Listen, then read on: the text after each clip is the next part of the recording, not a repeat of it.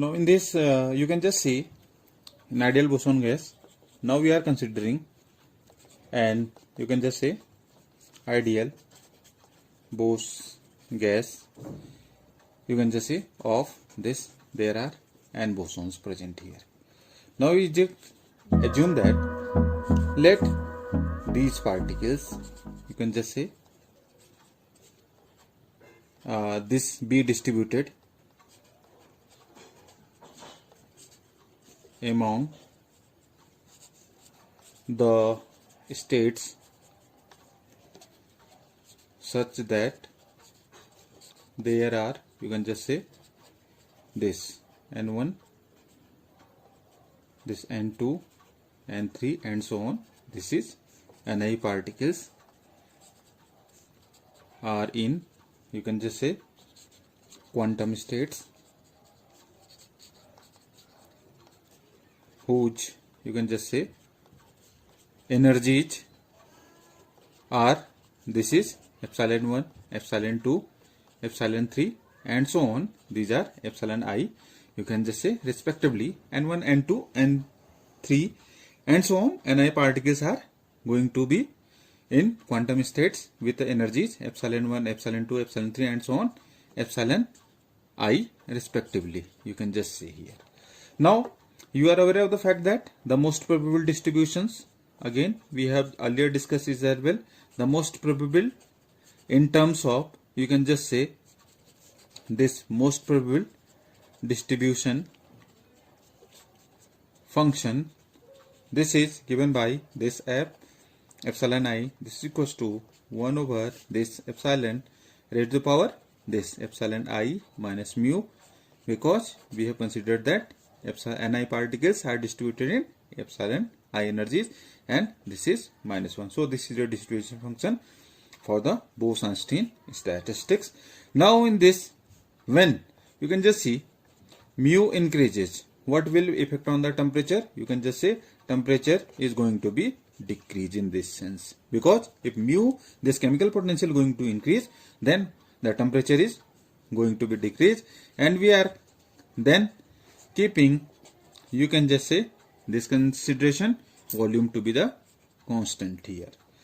Now as suppose mu is tending to 0 here, so you can just say that the number of the bosons in the ground state, what will happen? Increases. So and this increase very sharp. So the number of bosons in the ground state increases sharply. Now this macroscopic occupation of the ground state, each particles, each ground state occupation is in the ground state, it is called the, you can just say Bose Einstein condensation. This is called the Bose Einstein condensation. You can just say this is a condensation of the particles in 0 momentum space. This condensation is possible in the 0 momentum space here. Now you can just see at T equals to 0 Kelvin, all the particles will be in this state. All the particles at absolute 0 Kelvin, all the particles are in this particular state. Now you can just say why they are in this particular state, because you can just say there is no upper limit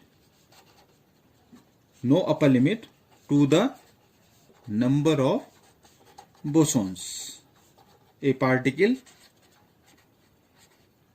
gas can accumulate, because there is no restriction of the number of particles. That's why at T equals to 0, all the particles are in this state in which Bose Einstein condensation is going to take place, because a number of particles. This is the specialty of the Bose Einstein statistics, or you can just say the bosons, is that because in the Fermi-Dirac statistics, only one particle can exist in a single quantum state. Now, in the case of the bosons, what is the basic difference? In the case of bosons, a number of bosons can go in a single quantum state because Pauli exclusion principle is applicability is no more here. But when we discuss Fermi-Dirac statistics, Pauli exclusion principle have to be applicable in the case of Fermi-Dirac statistics. So this is the crucial difference between the Bose Einstein and the Fermi-Dirac statistics. That's why, because Pauli exclusion principle is not applicable here, so we have the Bose Einstein condensation is possible in the Bose Einstein or when we discuss the bosons. Now, in this regard, you can just say what is the number of bosons that are going to occupy. You can just say number of states having this energy in this epsilon and epsilon plus d epsilon is given by this. Epsilon, d epsilon is 2 pi v gs times of this twice m 3 by 2 upon this h cube, and this is here epsilon to the power half and d epsilon here. So you can just say what is gs? Gs is, it is 2s plus 1. This is the degeneracy factor which have the value 2s plus 1 here. So this I just going to discuss here the grand canonical potential, or you can just say the grand potential. Now it is defined as, this is omega, this is equals to minus kt times of ln of this partition function for the grand canonical one, and this is zvt here. So you can just say grand potential for single particle state, you can just say with sth state. For s state we have this grand potential, this is omega s is equals to minus kt times of ln, and this is zs. For particular s state we are defining, that's why this is grand canonical partition function for the sth state, and it is the zvt. Z is what? If you just remind, this is fugacity, you just remind it, and this is for a single particle. What is the value of this for total system?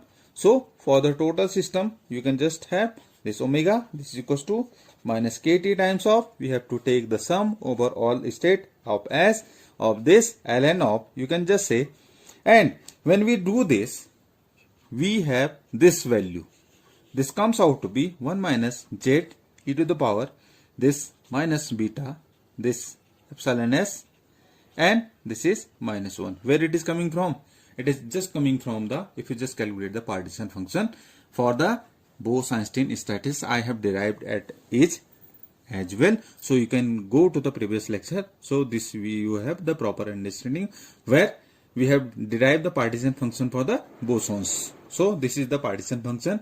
This is the value of the partition function for the case of the bosons here.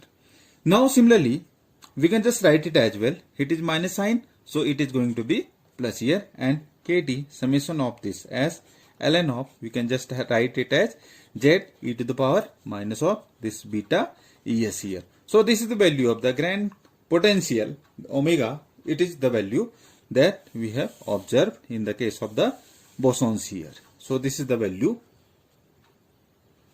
Now as you can just see that this z e to the power minus beta, this factor e to the power minus beta epsilon s, this is very less than as compared to 1. So you can just say that the specimen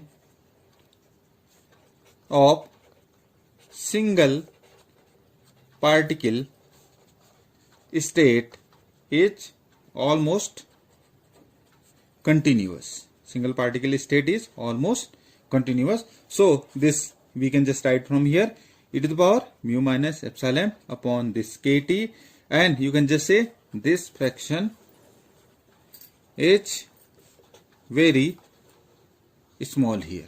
This fraction is very small.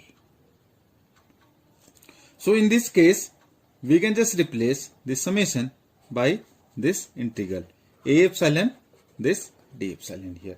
So you can just see the grand potential, this omega can be, as we have discussed here, this is kT, and you can just see here what is the value of A epsilon. We have already derived it. Its value is 2 pi v gs and 2m to the power this 3 by 2 upon this h cube, and we have 0 to infinity epsilon to the power half, and this is ln of this 1 minus z e to the power minus beta es, and this is d epsilon here.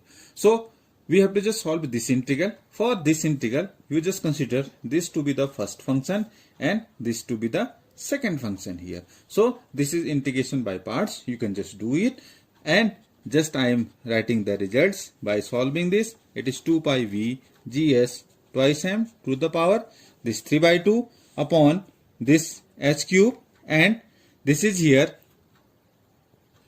So in this you can just have, if you just solve it, it is here, this is 2 by 3 times of this ln of this 1 minus z e to the power minus beta this epsilon s, and this is what is the integration of this epsilon half. It is 2 by 3, that's why it is coming out to be 2 by 3 epsilon to the power this is 3 by 2, and the limits are from 0 to infinity here. Now the second part, it is inside the integral, minus sign is just inside the integral. You can just see this is here minus of, again the limits is 0 to infinity here, again 2 by 3 times of this ln is 1 upon x, so we will write here 1 upon z e to the power minus beta epsilon s here, and you can just solve it, z e to the power, again it will be beta z beta e to the power minus beta epsilon s, and this is epsilon to the power this 3 by 2 d epsilon here. So if you just solve it, this is value is coming out to be minus 2 upon 3 times of this 2 pi, this is v gs, and it is twice m to the power this 3 by 2 upon this is h cube, and this is 0 to infinity epsilon to the power 3 by 2 upon this is here e to the power epsilon minus mu upon this kt minus of 1 times of this d epsilon here. So you can just see this is the grand potential omega. Now if you just calculate this value of energy, so for calculating energy, this we have 0 to infinity epsilon times of this A epsilon d epsilon into times of this Fermi this Bose Einstein distribution function f epsilon here. So we just calculate it, its value comes out to be 2 pi v gs 2m to the power this is 3 by 2 upon this h cube, and here you can just see here its value 0 to infinity, and inside this integral is epsilon to the power 3 by 2 d epsilon upon this is here e to the power epsilon minus mu upon kt minus 1 here. So this is the result you can just see here. If you just compare these two results, this is the energy and this is the grand potential. So if you just compare the results, what is the value of this is again just u here. So from here you can just omega this is equals to minus 2 by 3 times of this u. From the this above result you can just write it as well, because you know the value of this u. This is value is omega is, now you can just have minus 2 by 3, and you also know that what is omega. Omega is minus pv here. So you can just have just compare these two results, then we have this pb equals to 2 by 3 times of u. So this is the, you can just say the classical considerations, pb equals to 2 by 3 times of u here. This is the basic connection. Now it is the ideal boson gas. If you just solve this integral, so for solving this integral, it is just you have to just solve this integral in this one. It is the integral inside this 0 to infinity, and this is here. You can just take the situation x to the power this 3 by 2 this dx upon e to the power alpha times of e to the power x minus 1 here. This is the same situation. So you can just write it as 0 to infinity. This is x to the power this 3 by 2. If you just take common e to the power x from here, so what will be here? E to the power alpha minus this is 1 upon e to the power alpha here. So you can just write e to the power x to the power 3 by 2 e to the power minus x upon e to the power alpha here. And inside the integral is what you can just write 1 minus e to the power minus x upon e to the power alpha times of this minus 1 dx here. Okay, where it is coming from? I have just taken common here from this. You can just say denominator. I have just taken common e to the power x here. So that's why we have in this form here. So if you just now it just expand inside this integral by using the binomial theorems. We have x to the power 3 by 2 e to the power minus x upon e to the power alpha here. Now what is the inside term? I can just write here. First term is 1 plus what is the expansion of e to the power x? You can just consider it. This I can just write here by using binomial expansion e to the power minus x upon e to the power alpha. Second term will be e to the power minus 2x upon, you can just write it as e to the power this 2 alpha. Now the third term is e to the power minus 3x upon e to the power 3 alpha and so on. So now the bracket is closed here. So just for solving it, you can just have 1 upon e to the power alpha. I am just taking common because this factor is all integrals. And what is the 0 to infinity? This is the limit of our integration. And we have x to the power 3 by 2. In regard, we have the first term which is coming out to be x to the power 3 by 2 e to the power minus x and it is dx. And when we just consider the second term here, what is the e to the power 2 alpha? You can just take common and limit are again 0 to infinity and it is e to the power minus 2x times of this x raised to the power 3 by 2 dx.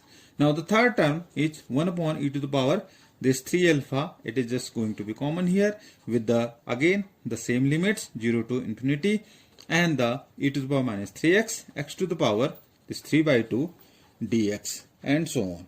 So if you just remember the integral, standard integrals, when we solving such a situations, we have this standard integral.